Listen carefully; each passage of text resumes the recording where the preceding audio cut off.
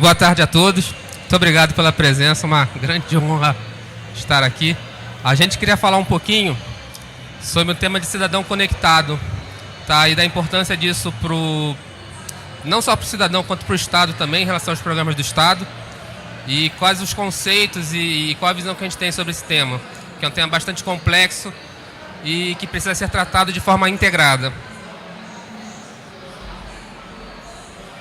Aí hoje aqui na palestra nós temos a Camila Mota, que é doutoranda em Engenharia Elétrica e é gerente da área de pesquisa e estatística de energia do Governo do Estado. O professor Jorge Souza, que tem doutorado em Engenharia Industrial pela Universidade de Virginia Tech. Ele é diretor da Ingeflux Sistemas e é professor na Fundação Getúlio Vargas e na Federal de Goiás. E tem eu, Renato Lira, da Subsecretaria de Energia, Telecomunicações e Cidades Inteligentes. A gente está dividindo essa apresentação, essa palestra, né, em 3 etapas. A primeira é uma introdução, falando sobre o tema, sobre a importância do tema. O fato de que existem vários estudos abordando aspectos diferentes de cidadão conectado. E qual o nosso conceito, né, o que a gente entende como sendo cidadão conectado.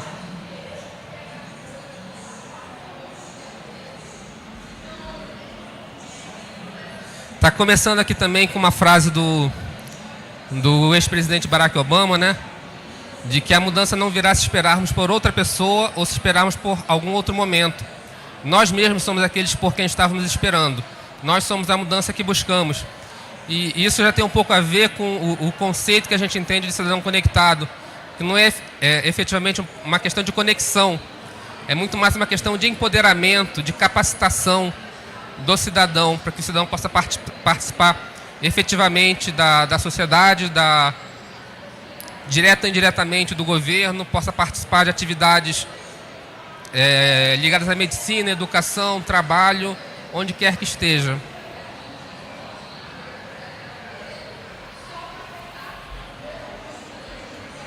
É importante a gente fazer uma pequena reflexão, porque quando você trata de cidadão conectado, tem vários temas sendo abordados.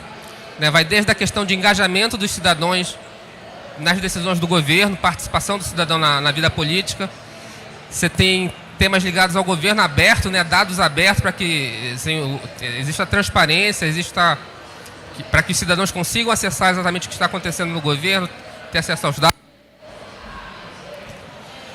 Existem muitas pesquisas sobre ferramentas eletrônicas que permitam essa participação. Talvez um exemplo ilustrativo é a própria urna eletrônica, que no Brasil é um sucesso, né? Mas você tem várias ferramentas de pesquisa, base de dados abertas do governo, isso é uma coisa cada vez mais frequente.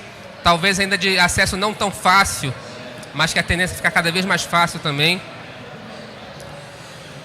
Você tem muito estudo sobre exclusão digital, porque você às vezes disponibiliza ferramentas, disponibiliza acesso a dados, só que nem todo mundo consegue acessar, e nem todo mundo consegue acessar ou por falta de algum recurso técnico, ou por falta de conhecimento, ou até por não saber que aquele dado aberto existe. Muitas questões de privacidade e segurança nos dias de hoje. Você trabalhar com internet, com eletrônica, com informações de cidadãos, você vai ter vários dados seus da sua vida pessoal, financeira, circulando na internet e precisando de proteção. Tem toda uma série atualmente, né, de legislações sobre proteção de dados, são bem recentes e ainda estão em processo de aperfeiçoamento. Você tem o tema de sociedade em rede, estudos sobre efeitos de redes sociais, ferramentas para conversa online, como o WhatsApp, por exemplo.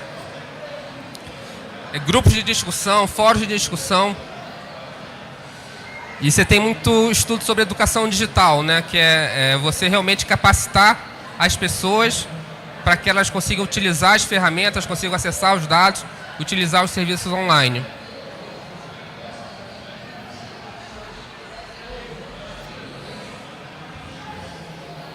Diante dessa diversidade de conceitos, de estudos e de temas, a gente resolveu apresentar o nosso entendimento sobre o cidadão conectado.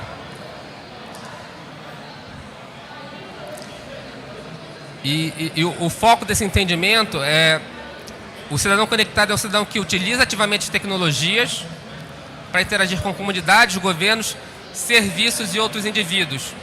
Tá? Serviço pode ser uma telemedicina, pode ser um serviço financeiro, bancário, pode ser o Pix, pode ser uma educação à distância, pode ser um trabalho remoto.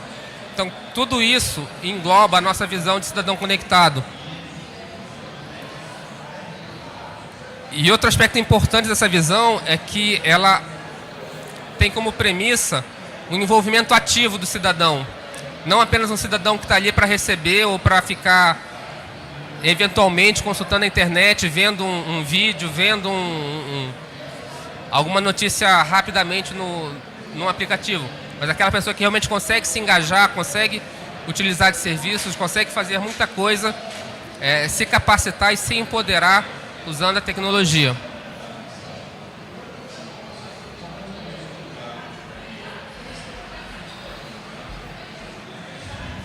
A gente resolveu adotar uma forma de palestra em que, em cada uma daquelas 3 partes, a gente vai terminar com uma pergunta, 1 ou 2 perguntas, tá? Para reflexão e para a participação dos convidados. Então, nesse caso, que a gente conceituou o tema do cidadão conectado, acho que a questão principal agora é como é que a tecnologia impacta a sociedade, como é que ela pode impactar a sociedade. E aí, queria convidar Camilo e o professor Jorge para comentarem.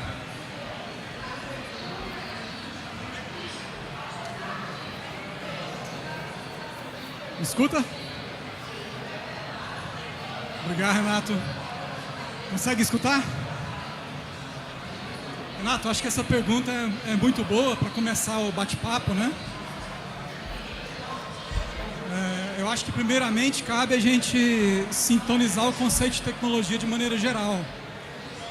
Então, eu sei que tecnologia aqui nesse ambiente tem um significado muito específico, né? De tecnologia de informação. Mas é bom a gente lembrar que tecnologia está em tudo, né? Tecnologia é toda a parte construída, né? São todos os tipos de tecnologia. Em específico, a tecnologia de informação, a tecnologia de dados, que é o nosso foco aqui, ela é muito especial porque ela acaba sendo uma cola, né? Ela acaba sendo algo que permite as outras tecnologias funcionarem. Acaba sendo algo que permite projetar as outras tecnologias e permite fazer o funcionamento das outras tecnologias. Então é algo muito especial que a gente está tratando aqui. Eu queria parar por aqui para começar e passar para o Camila para a gente começar a organizar esse raciocínio. Eu acho interessante quando a gente pergunta como a tecnologia impacta a sociedade. A gente pode voltar lá atrás, lá dos nossos avós, dos nossos bisavós, onde que era tão difícil a comunicação deles. Que, por exemplo, para uma pessoa comunicar com a outra, tinha que andar de cavalo muito tempo até chegar na outra cidade. O telefone nem existia. E hoje em dia a gente tem tudo na palma da mão, um celular. O que eu faço no celular? Eu acesso um banco, eu pago minhas contas, eu consigo fazer estudos, eu consigo estudar. Porque, por exemplo, eu leciono eu sou docente numa universidade que ela é virtual. Hoje em dia a gente tem como que eu falo?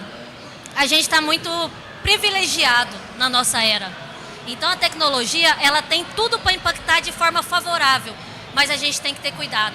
A gente tem que ter cuidado como se usa a tecnologia, porque ela pode ser por um lado não tão bom. Então é igual o Lira falou, o cidadão conectado, ele tem que se saber conectar, ele tem que tirar frutos dessa conexão e facilitar o nosso dia a dia. Perfeito. Então, assim, para fechar o meu raciocínio, Renato, sobre isso, eu acho que a gente tem que pensar que tecnologia impacta profundamente a sociedade, porque é justamente a parte construída da sociedade. Tudo é tecnologia, em especial tecnologia de informação, tecnologia de computação, tecnologia de processamento de dados, ajuda a gente a projetar a sociedade do futuro. Então ela é muito especial porque ela tem essa habilidade de estender a nossa cognição. Eu acho que é por aí o nosso papo hoje. Sim, eu acho que ela abrange tudo. Abrange educação, abrange saúde, então segurança pública, o nosso projeto Cidades Inteligentes. Então, algo muito amplo. Quando a gente fala em tecnologia, a gente tem uma visão muito ampla e para o aprimoramento do cidadão.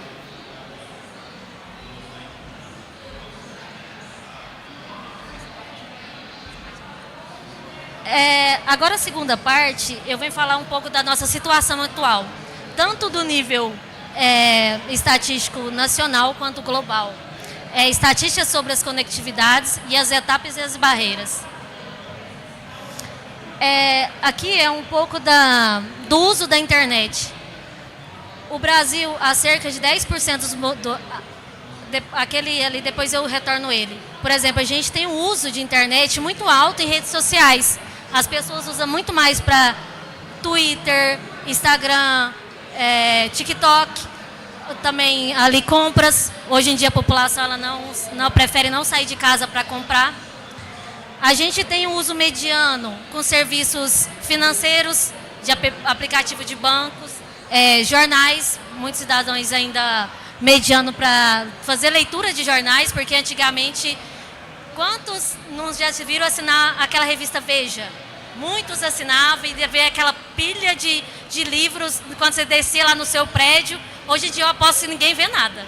Hoje em dia não tem nem revista ali parada. Então a gente tem essa facilidade de buscar. Ainda tem o uso baixo das plataformas do governo, que é a plataforma do gov.br, a carteira de trabalho digitais, agendamentos médicos, que hoje em dia com a sua palma da mão você pode fazer agendamentos médicos. E ainda está muito mais baixo na telemedicina e ali aquele esqueminha dos cidadãos ali, por exemplo, pessoas que trabalham num país, moram num país e trabalham em outro. Por exemplo, a gente faz serviço de fora, trabalham em Canadá. Então, isso ainda está usando muito baixo o uso da internet em questão disso.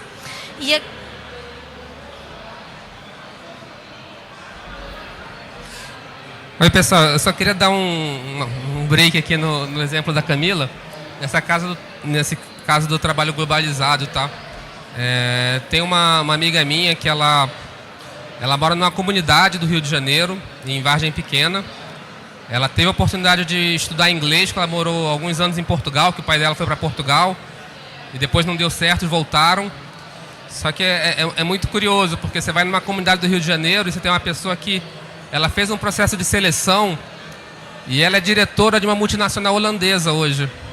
E mora numa casa super simples, super modesta, e teve uma oportunidade, conseguiu aproveitar essa oportunidade, que hoje ainda são muito poucas pessoas que têm, mas a visão que a gente tem, digamos assim, o sonho é que isso seja cada vez mais possível, cada vez mais pessoas consigam realmente, através de suas capacidades e de ter as oportunidades, chegar conseguir trabalhos bons, conseguir trabalhos que sejam edificantes, que consigam se sustentar. Não precisa nem chegar nesse nível de ser diretor de uma firma internacional morando numa comunidade, mas assim, realmente criar possibilidades para as pessoas, não só do Rio de Janeiro, mas de Goiás, do interior do estado, ter esse tipo de oportunidade da mesma forma que hoje as pessoas das capitais já estão começando a ter. Isso, e pegando esse engajamento, eu acho, igual eu falei anteriormente, a gente tem ferramenta, a gente tem oportunidade, então basta saber usar. Eu acho que capacidade todo mundo tem também. E um índice cerca interessante, que no Brasil cerca de 10% dos domicílios não possui qualquer forma de acesso à internet. Seja porque não chega a internet a eles, o custo é alto, e também tem a parte das pessoas que não sabem. Tem pessoas muito leigas assim, nessa coisa da internet. Você vai dar uma tecnologia para o celular e vai olhar, mas ela não sabe nem mexer, ele não sabe nem ligar. E isso ainda é uma realidade no nosso país. Então, por isso que a gente tem que trabalhar nisso da educação digital.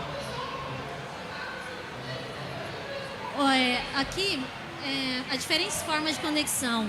O uso de diferentes canais de comunicação é essencial para garantir a participação de todos. Aqui por exemplo, o que o cidadão global, a expectativa dele no canal multinacional dos serviços do governo. Como que ele procura esse serviço do governo? A gente pode ver que no Brasil, a maioria das pessoas usa o website. Por exemplo, eu vou marcar um agendamento no VaptVupt. Eu vou lá no website do VaptVupt.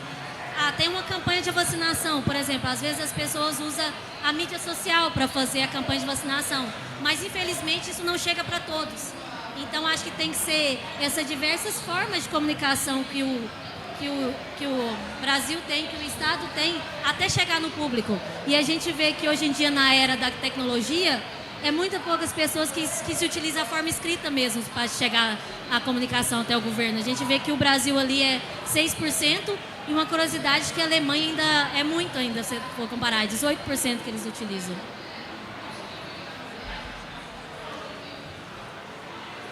Aqui é a expectativa de serviço. Você olhando para o futuro, até que ponto você acredita que a tecnologia mudará a maneira de como cada um faz as atividades a seguir? Então a gente pode... Isso aqui foi uma pesquisa das pessoas perguntando qual que era a tecnologia que ia mudar mais a vida do cidadão. Aqui pode ver que os serviços bancários, ele está no top 1 ali: compras, trabalhos e estudos, saúde, educação infantil, serviço público, relacionamento. Porque, por exemplo, a gente está ali no serviço bancário e a gente acredita que hoje em dia a gente tem muita facilidade, né, para acessar o banco. E uma curiosidade também que eu queria falar sobre serviços bancários, eu estava lendo uma reportagem, porque a gente tem muita preocupação quando fala serviço bancário dos 60 mais, das pessoas com mais de 60 anos usando esses aplicativos. Porque hoje em dia ainda a pessoa não sabe usar, e quando às vezes ela vai no caixa para usar os equipamentos eletrônicos, acaba a gente querendo ainda passar essa pessoa para trás.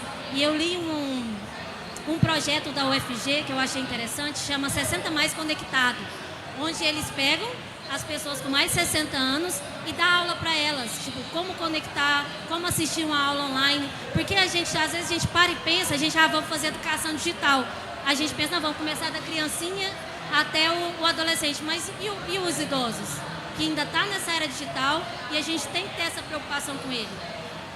E ali o último ali é o relacionamentos, que acredito que quando mais se utiliza essa tecnologia, mais vai afastar. Por exemplo, hoje em dia a gente vê muitas pessoas conectadas e não se vive, não tem um relacionamento de brincar na rua, as crianças estão mais em casa, nos joguinhos, então isso já é uma preocupação, né, com a tecnologia. Isso aqui foi uma fala do governador, quando perguntaram para ele sobre a Campus Party. Ele falou: nós temos que dar todo o apoio também nos colégios, também apoio no Campus Party, para que ele não seja um analfabeto digital. Essa é a realidade que nós em Goiás estamos preparando e cuidando para todos. Ou seja, essa é uma preocupação que o governo tem, do analfabetismo digital. Mas como o governador disse, a gente está preparado. A gente tem toda a tecnologia. Hoje em dia, se você for... A minha mãe, ela é servidora pública, ela é da escola estadual. Ela mesma fala: Camila, se você pisar na escola hoje em dia, você vê o tanto de tecnologia que tem. Televisões na sala de aula, são computadores para você acessar, são Chromebooks para os alunos de 9º e 3º ano. Então, o governo está preparado. Ele já tem a infraestrutura ali para usar. Então, a gente só tem que cuidar desse lado, da segurança digital dos nossos alunos e como passar esse conhecimento para eles. E depois dessa pergunta, como garantir que a conectividade beneficie todos e que efetivamente influencia a vida das pessoas? Que essa é uma das nossas grandes preocupações do governo. Então eu vou passar a palavra para o Renato Lira falar um pouco desse assunto.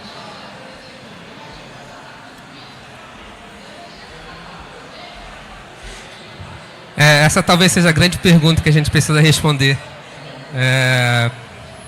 em relação ao cidadão conectado, né? Assim, primeiro garantir que todos sejam beneficiados. É diferente de...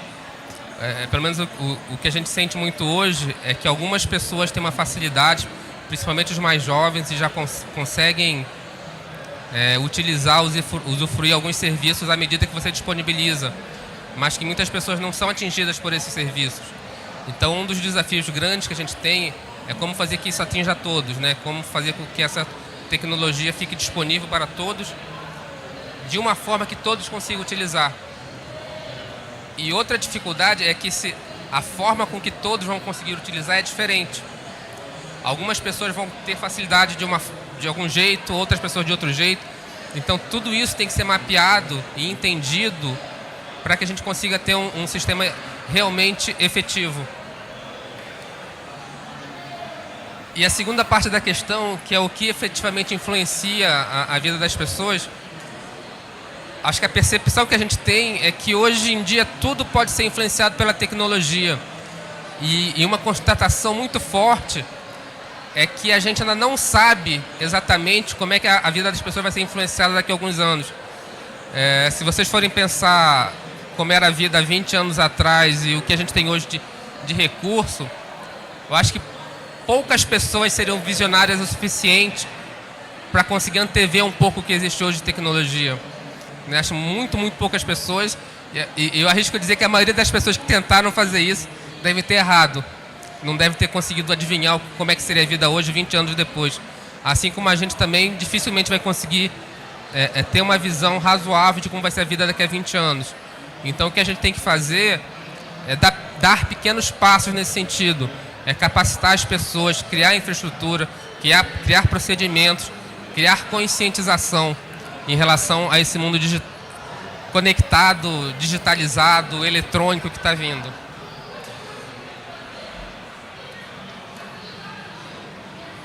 Renato, Camila, complementando o que vocês disseram, eu acho que essa questão pode ser abordada com duas perspectivas complementares. Consegue me escutar? Eu acho que uma perspectiva inicial é a perspectiva infraestrutural.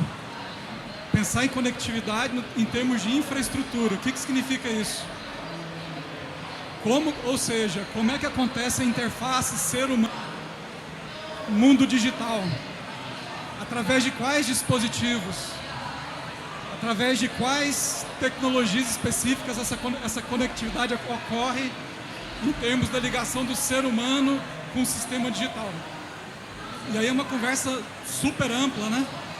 Com muitos desdobramentos. E, idealmente, com alguma solução que chegue a todos, né? A infraestrutura, de alguma maneira, tem que chegar a todos. Esse é o primeiro aspecto. O segundo aspecto que eu vejo é, uma vez tendo a infraestrutura disponível, como é que você usa a infraestrutura? Aí outra questão. Aí o uso da infraestrutura tem tudo a ver com educação. Tem tudo a ver com a capacidade dos indivíduos, dos cidadãos, usarem de fato aquela tecnologia. A gente começou a falar sobre alfabetização digital, sobre alfabetização de maneira geral, na verdade. Então, o aspecto de uso da tecnologia, no meu entendimento, ele orbita em torno da educação.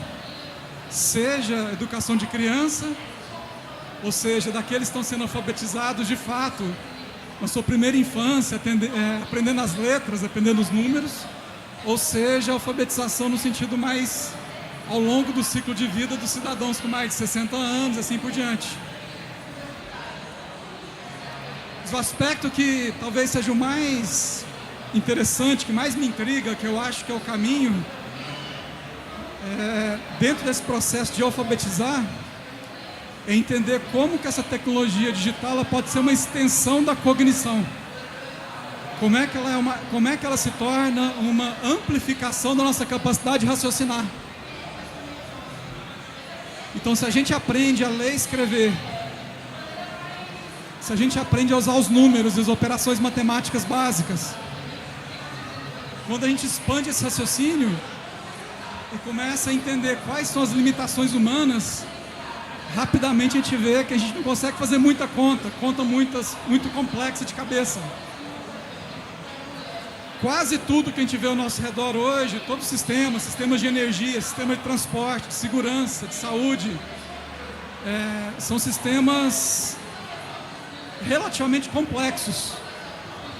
Não tem quase nada que é simples. São sistemas interoperantes, sistemas que se comunicam, sistemas que tomam decisões autonomamente. Boa parte dos sistemas Quanto mais inteligentes ficam, mais autônomos eles ficam. Aí nosso desafio é projetar esses sistemas. E para projetar a gente tem que fazer um pouquinho de conta. Tem que tentar simular. E essa tecnologia permite a gente ampliar essa capacidade de simular. Ou seja, permite a gente a realmente criar sistemas novos. E aí sim, esses sistemas eu acho que eles vão realmente pegar essa outra parte da frase, né? Beneficiar todos e efetivamente influenciar a vida, né? Porque a gente vai começar a criar sistemas diferentes. Vou parar por aqui por enquanto.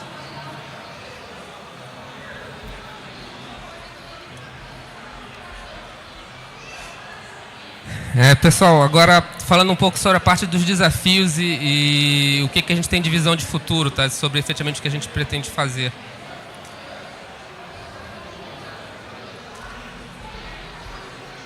Tá, a gente estudando sobre o tema, tem uma coisa que é mais ou menos definida, que são as fases da inclusão digital. Você encontra isso às vezes com termos diferentes, mas basicamente a mesma ideia, né? Você tem uma primeira fase de montar uma infraestrutura de acesso, ou seja, seria a conectividade propriamente dita, né?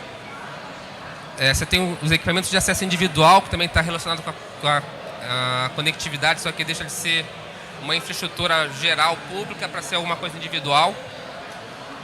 Treinamento, capacitação e, por fim, produção e uso do conteúdo. Ou seja, na etapa final é que o cidadão começa realmente a dominar, usufruir, tirar um proveito maior da tecnologia que ele possui, a que ele tem acesso. Nesse sentido, do ponto de vista de infraestrutura, aí reforçando o que a Camila tinha mencionado, né, do comentário da sua mãe, que nas escolas tem muita tecnologia, televisão, laptop, Chromebook, e o governo do estado está com um projeto para implantar uma rede de fibra ótica atendendo a todos os 246 municípios. Tá? É uma rede que a gente está estimando vai ter mais de 14 mil quilômetros de fibra e vai chegar em mais de 3.300 pontos de atendimento do estado, né? Escolas, delegacia de polícia, corpo de bombeiro, posto de fiscalização da economia, da agricultura. Todas as unidades do governo do estado vão ser atendidas já no primeiro momento por essa rede de fibra. E com isso, o objetivo em si não é simplesmente conectar os órgãos do governo, mas sim criar em Goiás uma rede uma infraestrutura de fibra ótica, de telecomunicações de alta qualidade e de alta capacidade, que vai acabar podendo ser utilizada também por operadoras, prestadores de serviço, para prover acesso de melhor qualidade à população. A gente falou aqui também de um dado do IBGE, de que cerca de 90% dos domicílios do Brasil têm acesso à internet, alguma forma de acesso à internet. Só que esse acesso à internet, que chega em 90% dos domicílios, não necessariamente é de qualidade, não necessariamente é um bom acesso que permite aos cidadãos utilizarem quaisquer tipos de serviços. Então, com esse projeto, realmente o objetivo do governo do estado é capacitar Goiás a ter uma rede de telecomunicações, a ter uma rede de conectividade de alta qualidade, de alta capacidade. Tá? E com essa infraestrutura, o objetivo é que a gente consiga melhorar posteriormente vários serviços como segurança pública, usando inteligência artificial, né, prestação de pontos de Wi-Fi gratuito no estado, melhorar a parte de educação à distância, o governo digital, saúde integrada, telemedicina, entre vários outros, né? Então, você com essa infraestrutura, você vai permitir a melhoria e até a criação de novos serviços para atendimento ao cidadão. Eu coloquei aqui um mapa ilustrativo da rede de fibras. Mencionei algumas cidades só para todo mundo ter referência, tá? Vai chegar em São Miguel do Araguaia, Campos Belos, Poços, Formosa, Catalão, Itubiara, Jataí, Montes Claros. Mas vai chegar em todas as cidades. Eu botei algumas só para facilitar o entendimento do mapa.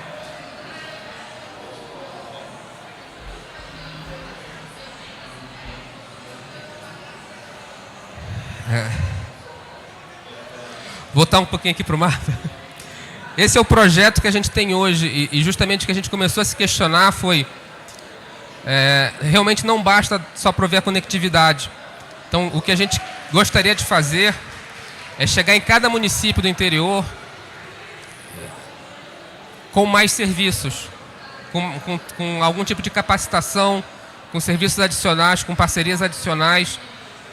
E um desafio que a gente tem assim, muito grande é que ainda não existe um programa de cidadão conectado integrado. Você tem diversas ações, acho que tanto a nível municipal, quanto estadual, quanto federal, que trabalham essas questões de conectividade, capacitação, educação digital, novos serviços, digitalização do governo, mas não tem ainda uma estrutura integrada para juntar isso tudo. Então são várias ações que estão sendo feitas separadamente e eu acho um grande desafio, não só nosso, mas como todas as pessoas que lidam com o governo, é conseguir integrar isso e transformar num programa único e mais coerente.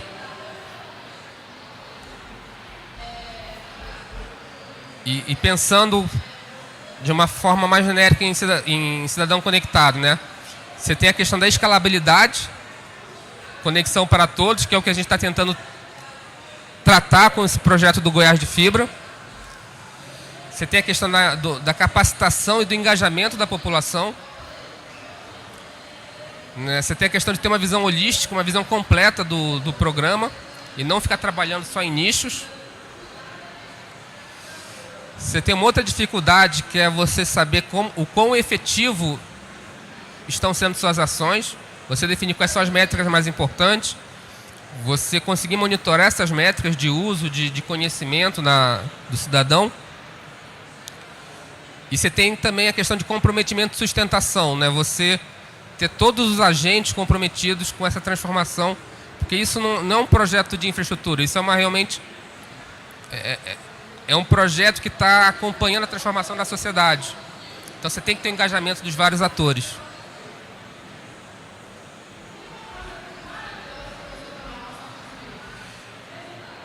Aí aqui eu abro para as nossas reflexões finais, que seriam como ampliar o escopo desses projetos, como integrar esses diferentes projetos e como dar sustentação a esses projetos, para não ter projetos isolados.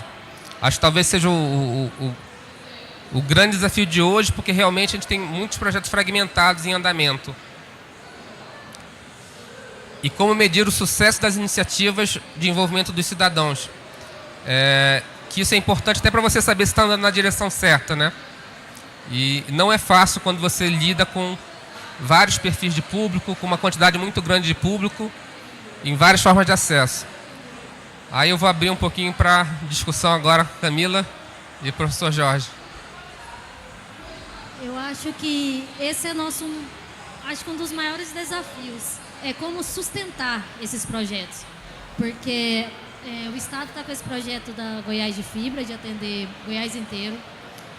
A gente investir nessa capacitação digital. Na conversa com os professores da UFG, até com o integrante da CEIA, ele falou que já tem essa capacitação. O que eles fazem? Eles capacitam os professores das escolas, capacitando como usar determinada tecnologia e como passar para os alunos. E porque qual que é a ideia dele? Porque os professores, a maioria deles, sempre vão estar ali efetivamente. Então eles vão ter ele vai ser quem vai transportar esse aprendizado. Então você tem que pensar muito nisso. Vai chegar na porta do cidadão, mas ele vai saber mexer? Ele vai fazer bom uso da tecnologia? Então a gente tem que pensar nesse lado da capacitação do jovem profissional, do mais 60. Então é mais para esse lado educacional.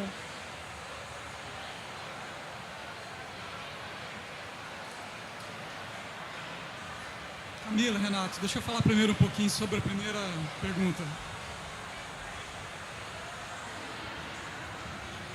A gente atualmente usa muito a palavra sistema, né? Abordagem sistêmica, pensamento sistêmico, não é? A maneira que eu entendo que um trabalho como esse, de larga escala, ele pode se sustentar, né? que é a palavra que está em negrito ali, marcada, é a gente trazer as lições de estruturação de sistemas, as lições do mundo da engenharia, né? As lições do mundo de planejamento, de mundo de governança. Qualquer projeto, em geral, se sustenta quando ele é baseado numa necessidade clara. Então a gente tem que saber muito bem qual é o problema que a gente está tentando resolver. As necessidades em gerais são necessidades humanas. Então, o que eu vejo nesse âmbito de escala de Estado inteiro, né, que a gente está falando aqui, por parte do planejamento do Estado, a gente tem que saber muito bem quais são as necessidades humanas, ou seja, quais são as necessidades do cidadão que a gente quer atender. E daí, a partir delas, derivar os vários sistemas e subsistemas que vão atendê-las. Dentre esses subsistemas, a gente sabe que vai ter o subsistema de telecomunicações baseado em dados em algum lugar, porque ele está em tudo. Só que se a gente tentar falar dele por ele próprio, a gente vai ficar numa situação vulnerável. A gente tem que falar como que esse sistema atende uma necessidade mais ampla. Como que esse sistema atende às necessidades principais, por exemplo, dos cidadãos, né? Saúde, segurança, educação, etc. Como é que, a partir daí, eu posso bolar uma maneira de conduzir esse projeto? Qual é o problema exatamente que eu quero resolver? Qual é o ciclo de vida dessa necessidade? E como é que eu desdobro as várias tecnologias, não só de informação e computação, as várias tecnologias conectadas, para eu ter uma ideia clara de onde esse projeto se encaixa. Se eu conseguir responder essas perguntas, aí esse projeto ele fica super forte. Que a chance dele ser desligado passa a ser quase zero, né? A gente sabe que precisa, conectar os vários subsistemas envolvidos. Mas se a gente conseguir argumentar integradamente com as várias necessidades, aí se torna imprescindível, né? E aí a gente consegue alinhar a força de todo mundo em torno disso, né? Acho que é por aí o caminho para responder a primeira. Passo de volta para você.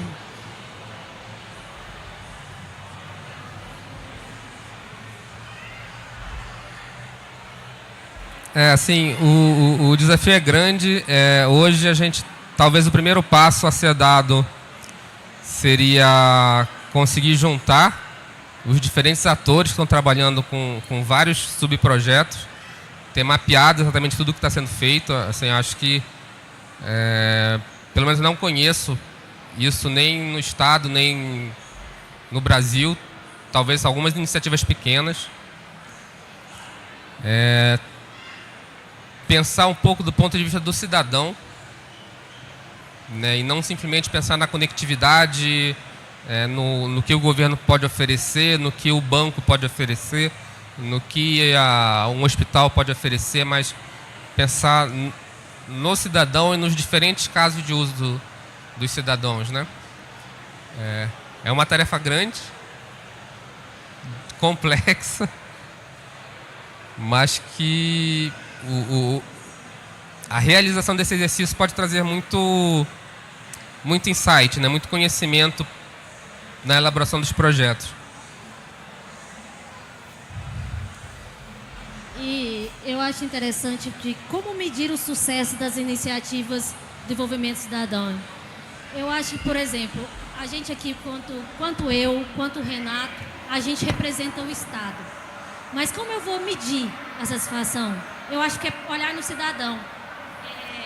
Esses dias eu achei algo muito engraçado, que eu perguntei um grupinho lá na roda dos amigos meus, e perguntando para eles o que era cidadão conectado. Aí todo mundo falou assim, tecnologia.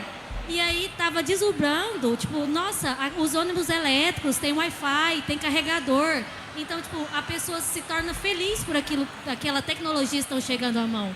Eu acho que o nosso maior legado, quem trabalha no Estado, é ver o bem-estar da população. A população engajada na tecnologia, a população fazendo um bom uso da tecnologia. Então, a gente traz oportunidades para aqueles que, por exemplo, não vai ter, até porque recurso financeiro, não vai ter condições de ter internet em casa.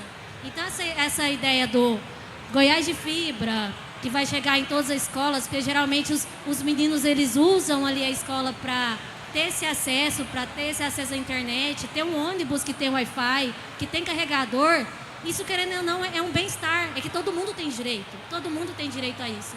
Então, acho que esse é nosso legado. É trazer, a gente começa lá em cima, mas é trazer da ponta do cidadão. E se ele está deixando positivo, eu acho que essa é uma iniciativa de como medir se a gente está fazendo certo ou não. Camila, acho que complementando o que você falou, uma questão central é, primeiramente, definir qual métrica, né, vai ser usada para medir. Como exatamente definir o problema que a gente vai medir? O que exatamente significa cidadão conectado? Acho que esse é um ponto de partida importantíssimo para essa conversa. E como essa conversa acontece em nível de Estado, como ela acontece em nível de bem maior da sociedade,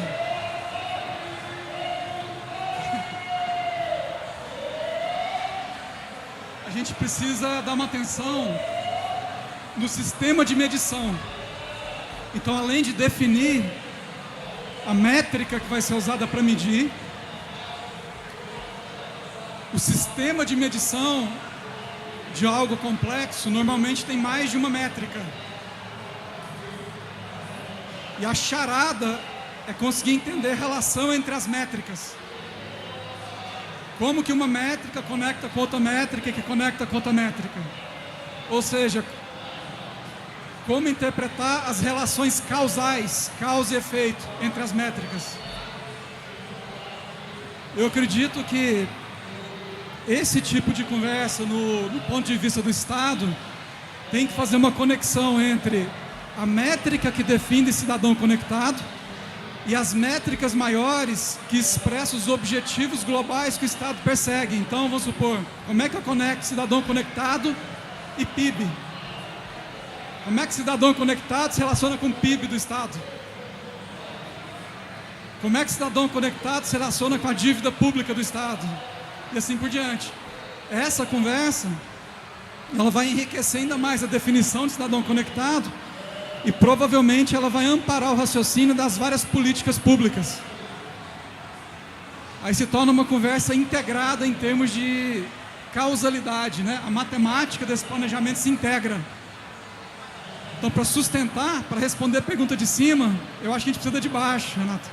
Então a gente tem que saber muito bem qual que é a métrica que define o problema. E tem que saber muito bem como esse problema se encaixa no resto da problemática global do Estado. E quais outras métricas fazem parte da história. E aí conectar tudo. E assim testar as políticas usando a própria tecnologia para simular os efeitos que a gente vai querer para o Estado no futuro.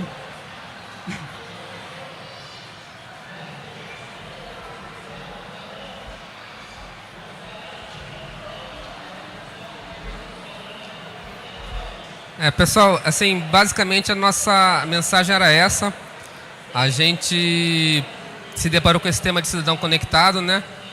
E o grupo da Subsecretaria de Energia e Telecomunicações e Cidades Inteligentes está com esse projeto de conectividade, o Goiás de Fibra. É um projeto que está em fase de planejamento, deve começar a ser implantado ano que vem. E eu acho que a grande questão que veio nessa reflexão foi pensar em uma forma de transformar essa conectividade que vai ser implementada, né, essa infraestrutura que vai ser construída no projeto Goiás de Fibra, em algo mais do que uma simples conectividade. Em transformar essa conectividade realmente em uma mudança para a população, em conseguir levar junto com a conectividade alguns serviços, capacitação, de forma que você efetivamente consiga melhorar a vida da população e não apenas disponibilize um sinal, né? Porque isso é o que a gente tem visto acontecer em outros projetos semelhantes, não só no Brasil, como no exterior também. São projetos de conectividade que não tem não tem uma influência transformacional muito grande, né? Isso acaba demorando muito para vir e a gente queria antecipar isso aqui em Goiás. Então essa foi a reflexão que a gente quis trazer. E acabaram de levantar a plaquinha de 15 minutos. Se alguém tiver alguma questão, alguma dúvida, por favor, fique à vontade para fazer.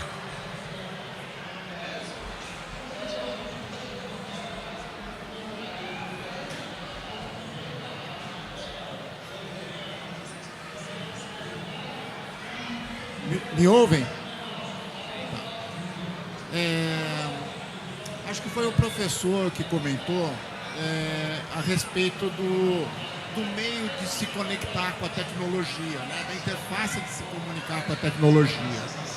Eu tenho certeza que não é alguma coisa que nós vamos conseguir resolver a curto prazo, mas até como 60 ou mais que eu sou, né, Camila?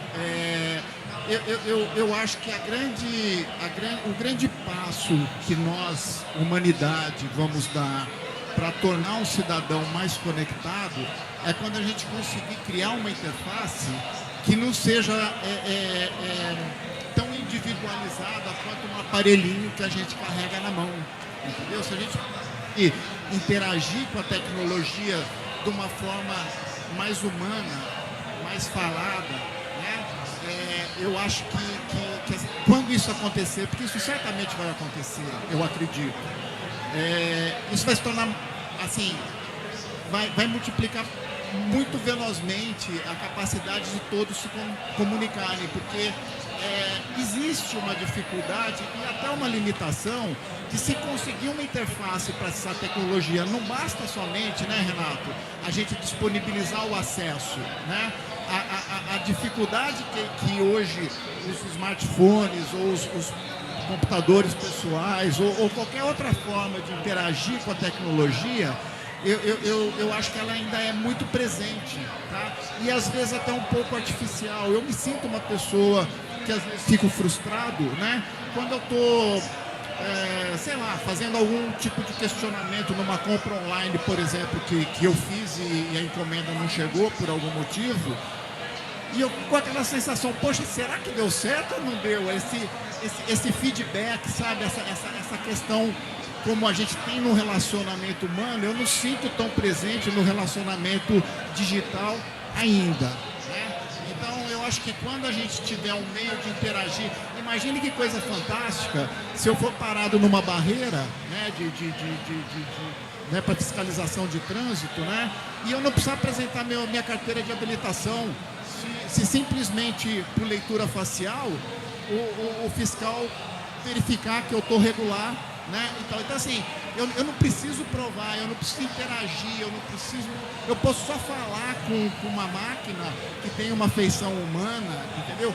Como nos bons tempos a gente ia num atendente para fazer uma reclamação e coisa do tipo, entendeu? Então acho que talvez o próximo passo que eu sonho em assistir, né, é a gente ter um acesso à tecnologia numa maneira mais humana, entendeu? Não tão digital.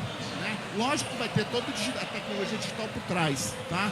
Mas assim, o relacionamento ser um pouquinho mais analógico, se é que me entende.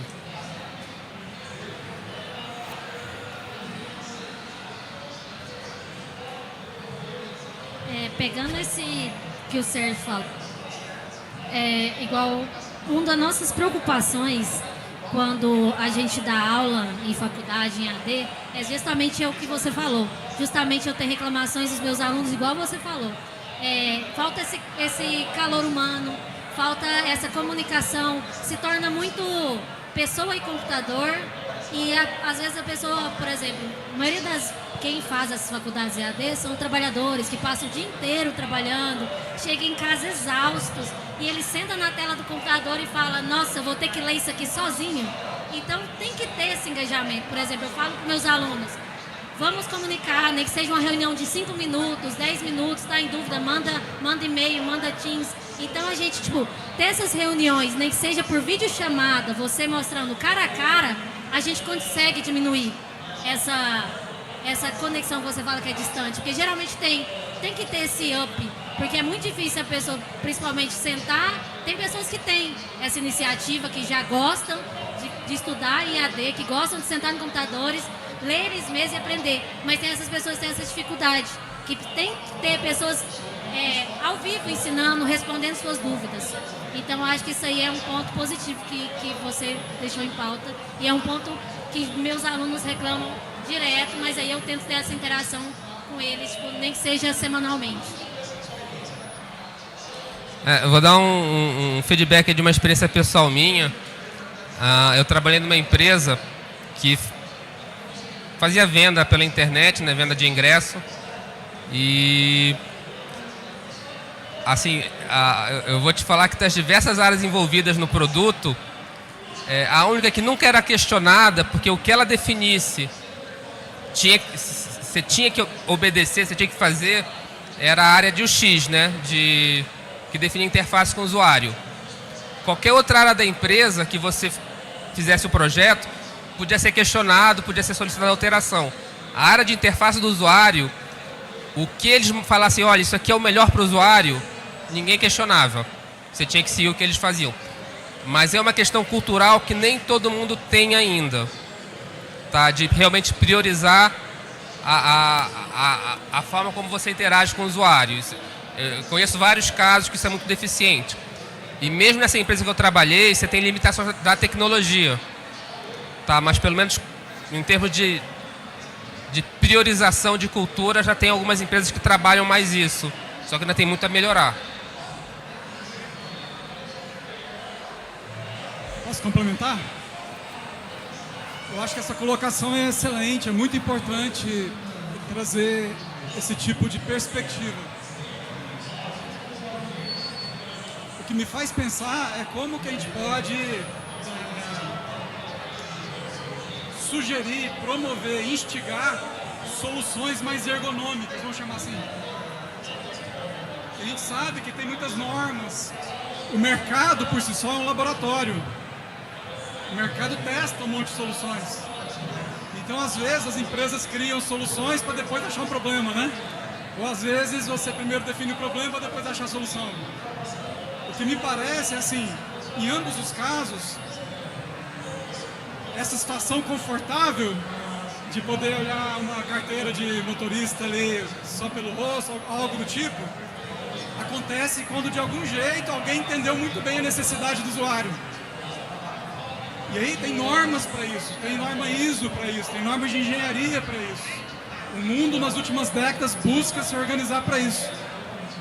O que eu vejo que o Estado pode fazer é tentar promover o entendimento de quais são as necessidades, quais são os problemas a serem resolvidos e dizer que existem as normas, existem as boas práticas já consolidadas. Aí o mercado em si vai ser um laboratório que vai achar essas soluções.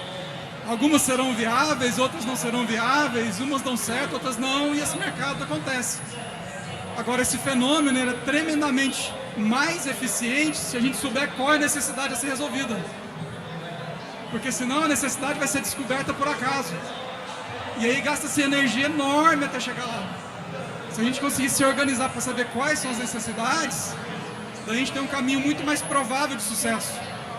Daí o Estado em si, pensando como um promotor, como um agente de criação de políticas, pode pensar o ciclo de vida do cidadão. A pessoa, desde que nasce até a sua morte, tem todo um conjunto de necessidades nas várias etapas da vida. Se isso aí for muito claro, ajuda muito.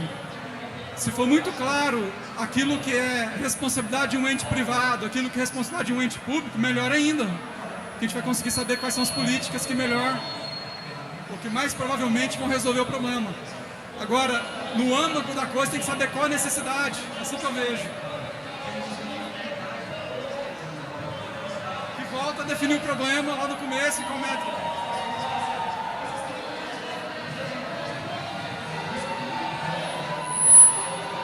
Eu acho que só para finalizar. Acho que só para finalizar mesmo, eu acho que o Jorge está certo. A gente tem que saber sim o público-alvo, o que a gente tem que melhorar para ele, mas uma questão importante é a comunicação. A gente tem que tomar muito cuidado, porque as diversas formas de comunicar para as pessoas são diferentes. Você não pode chegar para uma pessoa carente, por exemplo, e falar, não, você tem que fazer isso por norma tal e tal. Ele vai falar para você assim, hã? que é norma? Então, acho que esse estilo de comunicação, de como você vai entrar na mente do cidadão, para ele ser um cidadão conectado, responsável. Então, acho que tem diversas formas para você falar, tanto do superior, de formas técnicas, até para a população em geral. Então, se você sabendo a problematização do seu público-alvo, as suas etapas e como comunicar, eu acho que é uma chave de sucesso. Mais alguma pergunta? Então é isso, pessoal. Eu queria agradecer a presença de todos nessa palestra. E esse é um pouquinho que a gente pôde passar para vocês de Cidadão Conectado.